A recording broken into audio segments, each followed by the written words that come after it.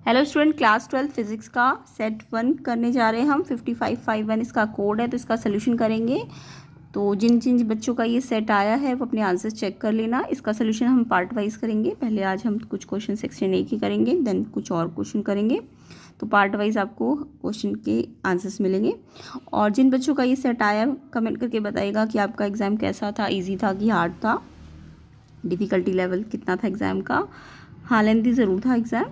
तो section A पे आते हैं। क्वेश्चन नंबर 1 पे, electric dipole of length 2 centimetre is placed an angle of 30 degree with an electric field 2 × 10⁵ Newton पर coulomb given था। आपको डाइपोल में एक्सपीरियंस और टॉर्क गिवन था डाइपोल का, और आपको डाइपोल का चार्ज निकालने को बोला था। तो देखो, डाइपोल का चार्ज का फॉर्मूला तो सबको पता होगा, होता है P/L। ठीक है, P आप कहाँ से निकालोगे? L तो दी थी डाइपोल की लेंथ, है ना। इसकी लेंथ कितनी थी? 2 सेंटीमीटर गिवन थी। तो लेंथ तो पता है बट ये नहीं पता, तो हम ये टॉर्क वाले फॉर्मूले से निकालेंगे। टॉर्क का फॉर्मूला होता है P×E। लेंथ आपको गिवन थी, इलेक्ट्रिक फील्ड आपको गिवन था। तो यहाँ पे आपने क्रॉस का मतलब PE sin थीटा हो जाएगा। साइन एंगल भी दिया हुआ था हाफ, तो यहाँ से P की वैल्यू आप निकाल लोगे तो ये आएगी सिंप्लीफाई करके 8 × 10⁻⁸। देन आप इस पर क्या करोगे? चार्ज का फॉर्मूला लगाओगे डाइपोल का P/L। P आपने निकाल लिया होगा, एंड लेंथ आपको ध्यान में रखना था, सेंटीमीटर में गिवन थी, तो ये मीटर में कन्वर्ट करना है SI यूनिट में। देन आपका पॉइंट हटेगा तो ये 10⁻² यहाँ आ जाएगी।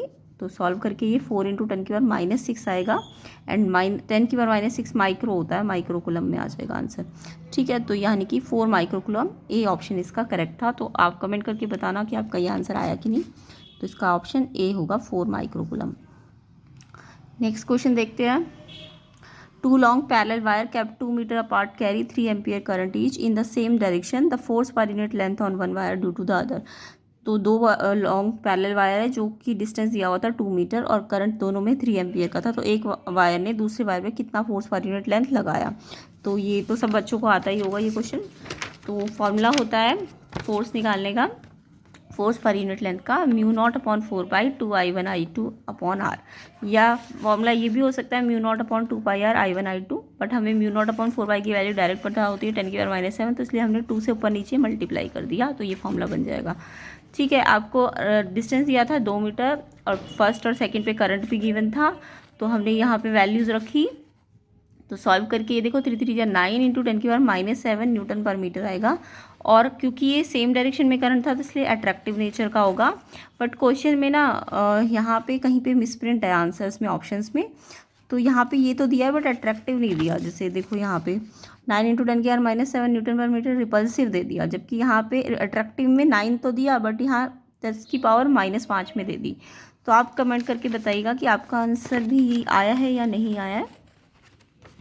ठीक है, मेरे हिसाब से तो ये आंसर होगा, क्योंकि वैल्यू फॉर्मूला तो बिल्कुल करेक्ट लगाया है। देन सब कुछ SI यूनिट में ही दिया हुआ है आपको। हाँ, 10⁻⁵ आ जाता अगर ये सेंटीमीटर में दिया होता, तो आंसर 10⁻⁵ आता।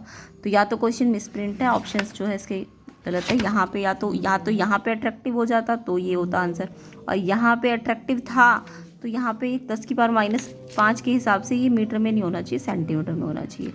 तो आंसर तो ये आएगा। ठीक है, तो आप कमेंट करके बताइएगा कि आपका आंसर ये आया कि नहीं आया। तो ये फॉर्मूला लगना था इसमें।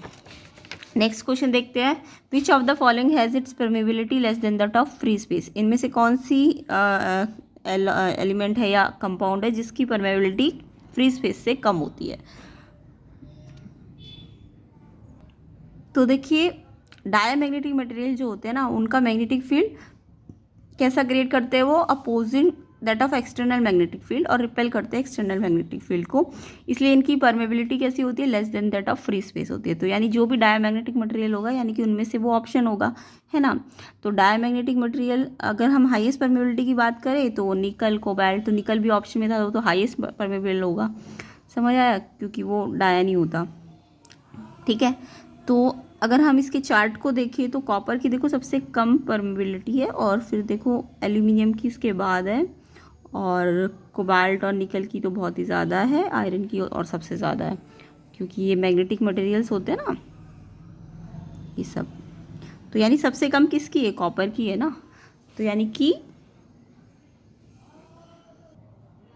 यानी इन सारे ऑप्शन में कॉपर की परमेबिलिटी क्या है, सबसे मतलब कम होती है, लेस देन फ्री स्पेस, और क्योंकि कॉपर डायमैग्नेटिक भी होता है तो ए ऑप्शन इसका करेक्ट होगा, कॉपर। ठीक है, तो कॉपर क्योंकि डायमैग्नेटिक है, डायमैग्नेटिक की परमेबिलिटी फ्री स्पेस से कम होती है, तो ए ऑप्शन इसका है। तो कमेंट करके बताइएगा आपने ये लिखा कि नहीं। नेक्स्ट क्वेश्चन देखते हैं। A square shaped coil of side 10 centimetre having 100 turns is placed perpendicular to a magnetic field which is increasing at 1 tesla पर सेकेंड। तो इंड्यूस ईएमएफ कॉइल में निकालना था। तो आपको इंड्यूस ईएमएफ का फॉर्मूला तो पता ही होगा, क्या होता है इंड्यूस ईएमएफ का formula, N D B by D T ए।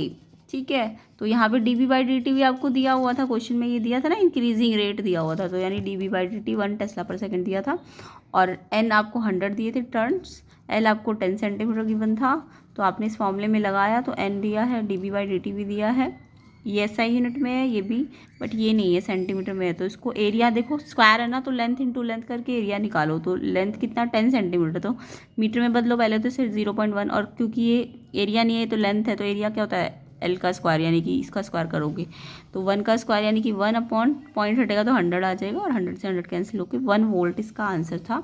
तो कमेंट करके बताना किस किस ने इसका आंसर 1 वोल्ट लिखा। तो इसका आंसर है डी ऑप्शन। ठीक है, 1 वोल्ट। आगे देखिए question number 5। Which one of the following electromagnetic radiation has the least wavelength. तो सबसे कम वेवलेंथ किस रेडिएशन की होती है। तो अच्छी तरह से अगर बच्चे इलेक्ट्रोमैग्नेटिक रेडिएशन चार्ट पढ़ के गए होंगे तो उनको इसका आंसर पता होगा। तो देखिए इलेक्ट्रोमैग्नेटिक रेस क्या है, कुछ एनर्जीज है जो वेव्स की फॉर्म में होती है, तो ये हमारे डेली इसमें होती है सराउंडिंग में। ठीक है, तो ईएम रेस का अगर हम ऑर्डर देखें उनके वेवलेंथ के अकॉर्डिंग, तो देखो इंक्रीजिंग ऑर्डर, तो गामा रेस की सबसे कम है ना, फिर एक्सरे, फिर यूवी रे, फिर इंफ्रारेड, फिर माइक्रोवेव, फिर रेडियो वेव। तो यानी कि गामा रेज है जिसकी शॉर्टेस्ट वेवलेंथ है, और रेडियो वेव होती है जिसकी लॉन्गेस्ट वेवलेंथ होती है। तो आपसे तो क्वेश्चन में क्या पूछा गया है, शॉर्टेस्ट पूछी गई है, लीस्ट मतलब शॉर्टेस्ट, तो शॉर्टेस्ट किसकी होगी इसमें से, गामा रेस की। तो आपने चार्ट अच्छी तरह से देख लिया, तो किसकी होती है shortest, gamma rays. A option इसका करेक्ट है। तो बताइएगा किन किन बच्चों ने ए ऑप्शन इसका लिखा है, ये ऑर्डर है इसका, तो गामा रेस इसका आंसर था, ए ऑप्शन। तो आप कमेंट करके बताना कि किसका आंसर ठीक है। आगे के क्वेश्चन 6, 7, 8, 9, 10 ये आपको नेक्स्ट पार्ट में मिलेंगे। तो चैनल को सब्सक्राइब करना, वीडियो को शेयर ज़रूर कर देना। बाकी के पार्ट के लिए कमेंट करके बताइए कि आपको और सेट्स के आंसर भी चाहिए कि नहीं। ठीक है, तो इसका आंसर आपको पार्ट वाइज मिलेगा, 5 क्वेश्चन ईच पार्ट में होंगे। ठीक है, तो वीडियो को शेयर ज़रूर करना एंड चैनल को सब्सक्राइब कर देना।